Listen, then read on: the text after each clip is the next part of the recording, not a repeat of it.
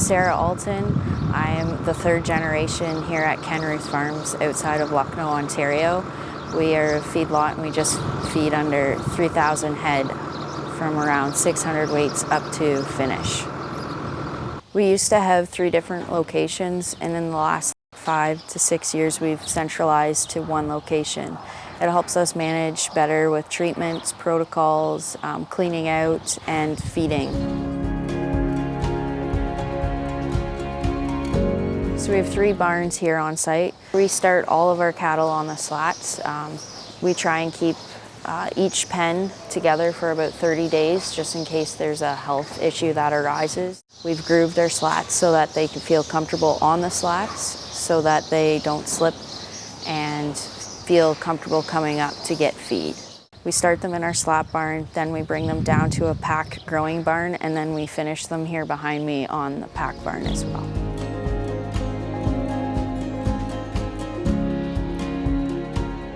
Here in this barn we have a foot bath in our processing facility. It's from here to about 10 feet back. In this foot bath we use copper sulfate that helps minimize the strawberry in our barn. We run our cattle through the foot bath when we process on our 3rd implant with our Rev 200 to prolong them to finish, to help them with their feet. When we go to use our foot bath, we make sure our barn is freshly cleaned out so that they can go back to a fresh, clean pen. And we use about 1 foot bath for each pen, and then it will be freshly cleaned out. And after we are done using the foot bath, we pressure wash our chute and oil it. One of the main reasons why we put a foot bath in is to make sure the steer will make it all the way to finish without having any lameness. So when we go to run them through the foot bath, we push the cattle in our 2 half pens outside and use them as a holding facility, and then put them in to this narrow runway, getting ready to put them through the foot bath. We've noticed a big improvement with using our foot bath to help us with the strawberry disease control. So when we're pulling steers for lameness in their feet, we always lift the foot to actually identify what is wrong. If it's foot rot, if it's a foot abscess. We've noticed once we've identified it and treat for what is the actual root cause, do a foot trim, actually open it up, within like 3 days they're already walking completely different.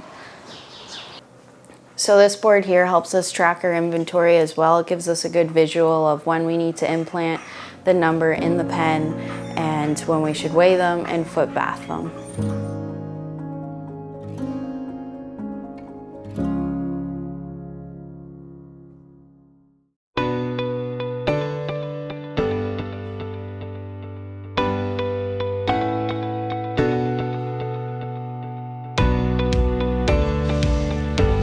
My name is Dippel, and we're here in one of our cattle feeding barns.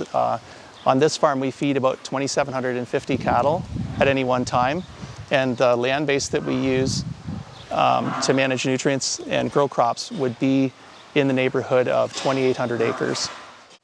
So this barn is what we would refer to as a migrating pack barn. It has a scrape alley just in behind the feeding area. So that's an area that we scrape twice a week. And then there's beyond that an area that's used for bedding, and that's where the cattle generally lay down. So that area would be bedded every 2 to 3 days, and it's bedded with a straw chopper from this center feed alley here. So the migrating pack area is an area that generally slowly works into the scrape alley area, so the manure doesn't build up. It seems to work quite effectively. There's been a bit of a learning curve with us with regard to managing the migrating pack. We've found that when we have younger animals on the pack, that the pack tends to develop more depth, where with the larger animals, you get into animals that are 1,200 pounds, and your pack will stay quite a bit more shallow.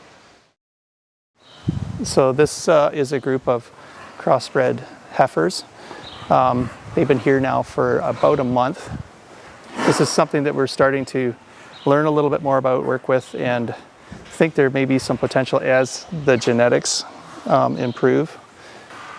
But it's definitely going to be something we were going to want to watch for the future here. So we've been feeding heifers, they're crossbred, and also steers.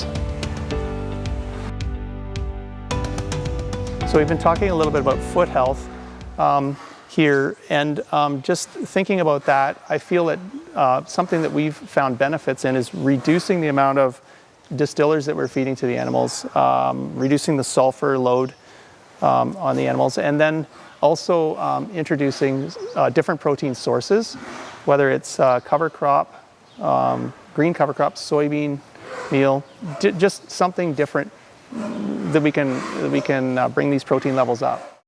So this is a pile of cover crop feed that we have harvested last season, be consisting of oats, peas, and barley.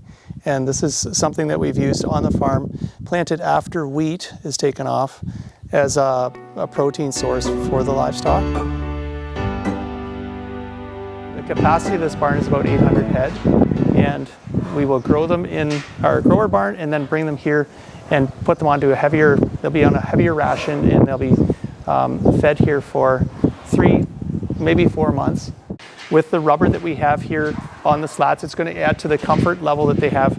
But we want to do everything that we can in our grower barn to give those animals potential to do well here, whether that's guard against any issues with feet, legs, and possibly require those animals to have to be pulled off of this in this time frame.